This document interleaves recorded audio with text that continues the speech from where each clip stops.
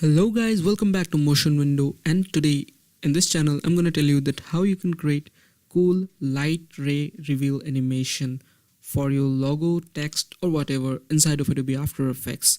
Before jumping into the tutorial, let's check what we are going to create today.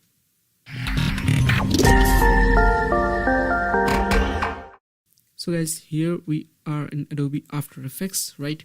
And now create a new composition and choose your own resolution. I am taking 1280 by 720p. You can take your own resolution, and let's rename it as light leaks. Okay, and everything is fine. I am taking 10-second duration and the frame rate is in 29.97 and press OK. Great.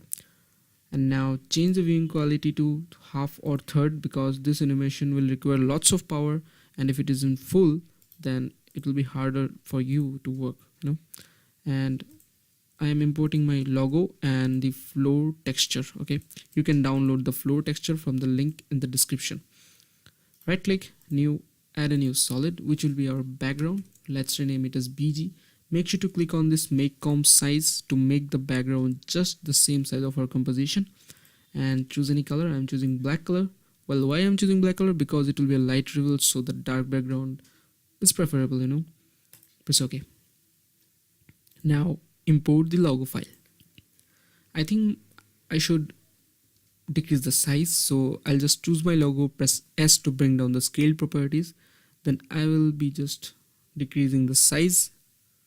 That's it. Now right click on your logo, go to pre-compose. Why we are pre-composing? Because we can change our logo anytime. Okay, and make sure to choose this move all attributes into the new composition. Press OK. Nice. Go to the effects and presets and search for CC light burst 2.5. okay, and just drag this over your logo comp. And what you have to do here, you will find one option called ray length. We're going to animate our logo using this ray length. Okay, first we'll change the value to 5000. Make sure that you are in 00 seconds. Okay, and make sure the burst should be in fade. Okay, and now you have to add a keyframe on the ray length. So how to add a keyframe? Simply click on the stopwatch icon with the ray length. Great. Go back to say 1.5 seconds and change the ray length value to 0. And that's it. Here's our animation. Okay, the main base of our animation. Great. Let's change the quality to quarter.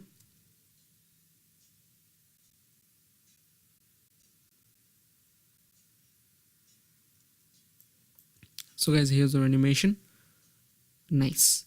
And I think I'll just trim our animation to just 4 or 5 seconds. So for trimming your animation, just you have to take the cursor to the 5 second and press N on your keyboard, so the animation will be cut to up to 5 seconds. Okay, and then now we have to create the floor, the most attractive part. Okay, take the floor and just take it above all layers, just like this. Okay, great. Now right click, pre-compose this, the most important part, and let's rename it as floor texture. Make sure to choose the move all attributes to the new composition and press OK.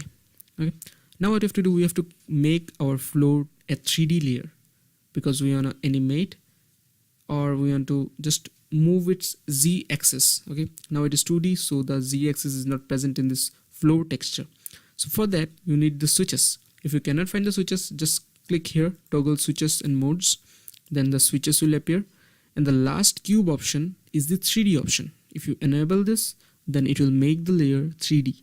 So I want to make my floor to 3D, so I'll just click on this. Great.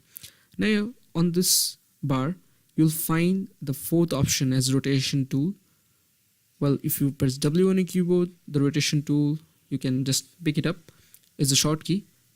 I'll just pressing here, click, then you'll find the rotation tool is selected. And now what you have to do, you have to gradually move the floor in this Z axis. Okay, just like floor.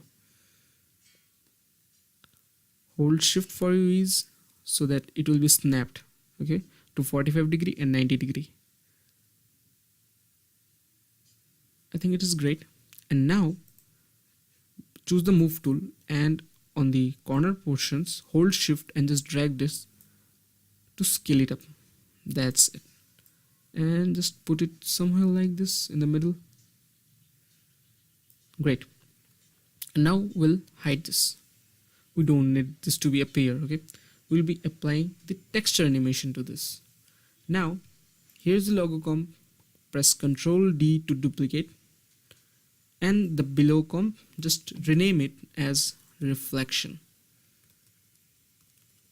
Alright, great.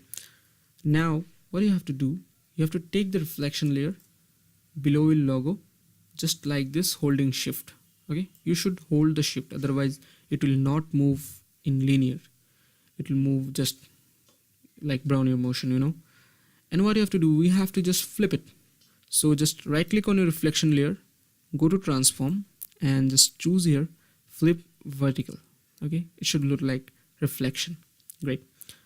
And now just go to effects and presets and search for fast blur, and apply this fast blur to your reflection layer. And then here you'll find the blur dimensions, change this to vertical and increase it little bit, not more, just little bit, say 5 or 6. Good, fine. Now just go to effects and preset again and search for compound blur, and under blur and sharpen you will find this compound blur. Take this and apply this on your reflection layer, and on the compound blur you'll find blur layer. Okay, and here you'll find, you have to click here, then one drop down menu will appear, and from there you have to choose the texture, that what texture you want to your reflection. I want my floor texture, so I'll be choosing this floor texture. Great.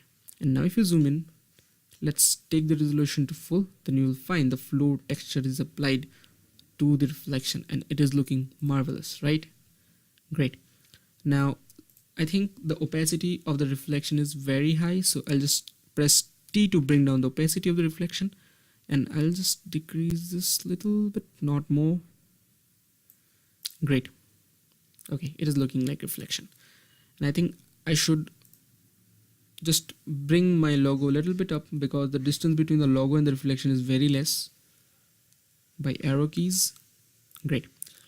And now what you have to do, the main interesting part, we have to make our reflection to a little bit steeper, you know. So what you have to do for that, choose the reflection, and just here you can find this anchor point. Just drag this anchor point like this, then you'll find the reflection is just taking its place like a real reflection. Great. Now let's take the reflection a little bit upward.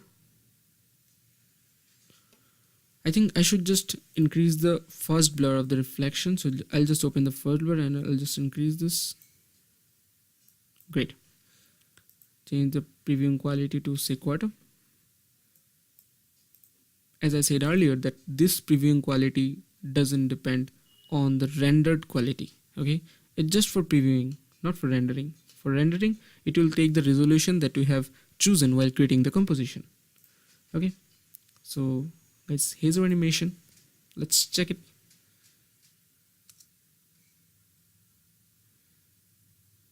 Cool, right? Let's check it again. Awesome. Great.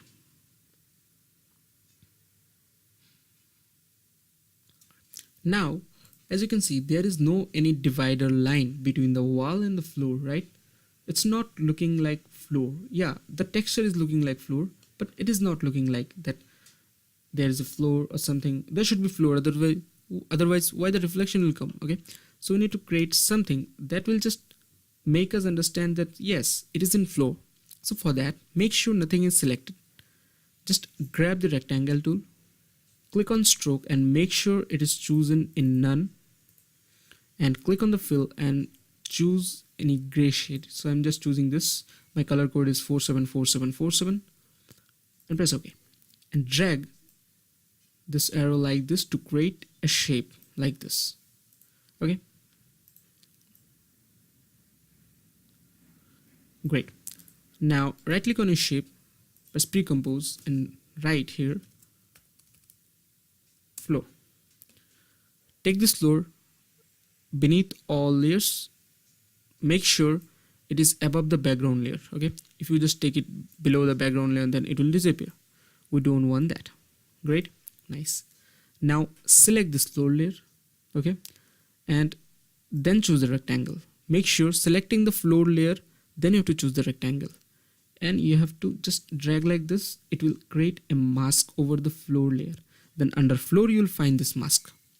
And now what you have to do, we have to just, as you can see, the edges are very rough. We have to make them smooth, and that is why we have created the rough, and just take this mask a little bit downward,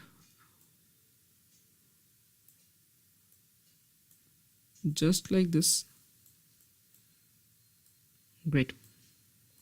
And make sure your mask is selected, your mask 1 is selected, and press F on your keyboard to open the feather properties. And if we increase the feather, then you will find that it is getting just, it is dissolving into the black. And now I think it's not perfect, So what I will do, I'll just drag the mask a little bit downward. Great. And I'll just take the floor, I'll just select the floor, and I will just make it down a little bit. By arrow key, let's just choose the position of the keyboard and just adjust it by yourself. It's similar to Photoshop,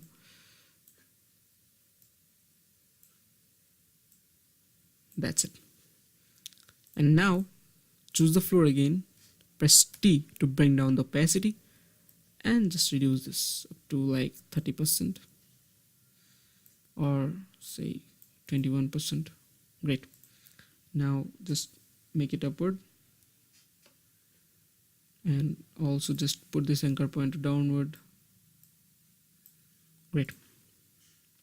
So guys, our animation with an attractive floor is ready. Let's preview this. Awesome, right? Cool. I hope you enjoyed the tutorial, and if you want, you can download the free project file. It is in the link in the description. If you are new to my channel, don't forget to subscribe and also hit the bell icon so my friend, you'll be notified every time when I'll be uploading a new video on After Effects and Photoshop. And as I always say, keep creating.